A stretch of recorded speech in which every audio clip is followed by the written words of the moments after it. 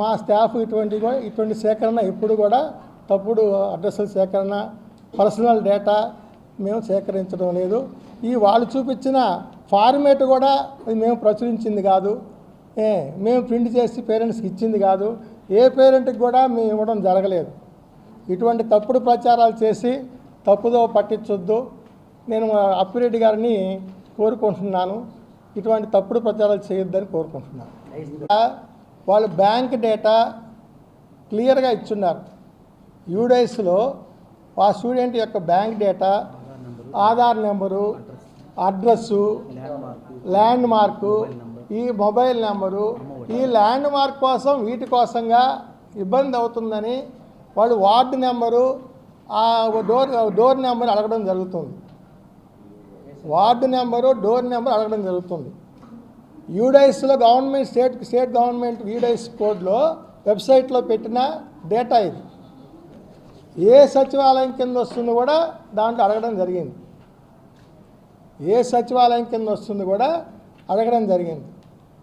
ఒకవేళ మేము personal data collect చేసినా మా స్టూడెంట్స్ నెల్లూరు టౌన్లో ఉండేది, స్కూల్స్లో ఉండే డేటా 10,000 మంది కూడా ఉండరు. నెల్లూరు సిటీ ఓటర్లు ఉండేది 2,35,000 మంది. నారాయణ గారు పోటీ చేయబోయేది నెల్లూరు సిటీ నుంచి. 10,000 మంది స్టూడెంట్స్ డేటాతో 2,35,000 మంది డేటా మేము కలెక్ట్ చేయగలమా? అప్పిరెడ్డి గారు, ఇటువంటి తప్పుడు ప్రచారాలు మీరు చేయవద్దని నేను కోరుకుంటున్నాను. వైఎస్ఆర్సీపీ ఇక్కడ లోకల్గా ఉన్న లీడర్లు ఏదో చెప్పారని చెప్పి మీరు ఇటువంటి ప్రచారం చేయడం, ఎలక్షన్ కమిషన్ ఇటువంటి రిపోర్ట్స్ ఇవ్వడం అనేది తగదు అని నేను పత్రికాముఖంగా తెలియజేస్తున్నాను. సంస్థలపైన ఇంతవరకు ఇటువంటి ఫిర్యాదులు ఎప్పుడూ జరగలేదు. విద్యాసంస్థలు రాష్ట్ర వ్యాప్తంగా, దేశవ్యాప్తంగా ఉన్న నారాయణ విద్యా సంస్థలని ఇదివరకే ఈ వైఎస్ఆర్సీపీ గవర్నమెంట్ వచ్చిన తర్వాత 10th క్లాస్ పేపర్ లీకేజ్ అని ఒక్కసారి, ఆ పేపర్ ఎక్కడ లీక్ అయిందో, ఫౌండర్ చైర్మన్ నారాయణ గారి చైర్మన్గా మానేసి ఎన్నేళ్ళు అయిందో, ఆయన అల్లుళ్ళు వాళ్ళ కూతుళ్ళు చూస్తున్న దీని మీద కేసు పెట్టడం జరిగింది. అదొక తప్పుడుగా మీకు ప్రూవ్ అయింది.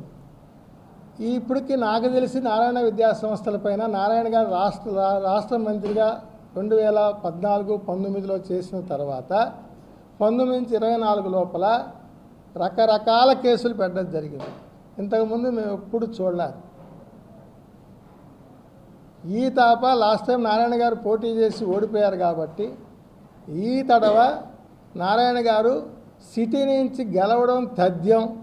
ఆయన మీద పోటీ చేయడానికి అందరూ భయపడుతున్నారని ప్రజలందరికీ తెలుసు. అందుకనే ఇక్కడ ఇంతకుముందు ఉన్న ఎమ్మెల్యే కావచ్చు, వాళ్ళు కావచ్చు, ఓడిపోతున్నారన్న భయంతో వాళ్ళని మార్చడం కూడా జరిగింది. ఈ భయంతో ఏదో ఒక అలిగేషన్ పెట్టి నారాయణ గారిని ఏదో కేసు బనాయించి ఆయన్ని పోటీకి విరమించాలనే ఉద్దేశంతోనే ఇదంతా కుట్ర చేస్తున్నారని మా యొక్క ముఖ్య ఉద్దేశం. ప్రొసీడ్ అవుతాం, దాంట్లో అనుమానమే లేదు. ఎలక్షన్ కమిషన్ నుంచి మాకు ఎటువంటి అథారిటీలు వచ్చినా దానికి లీగల్గా ఖచ్చితంగా ప్రొసీడ్ అవుతాం. ఈ వీడియో కనుక మీకు నచ్చినట్లయితే లైక్ చేయండి, షేర్ చేయండి, కామెంట్ చేయండి మరియు సబ్స్క్రైబ్ చేయండి. చూస్తూనే ఉండండి లిమ్రా టీవీ.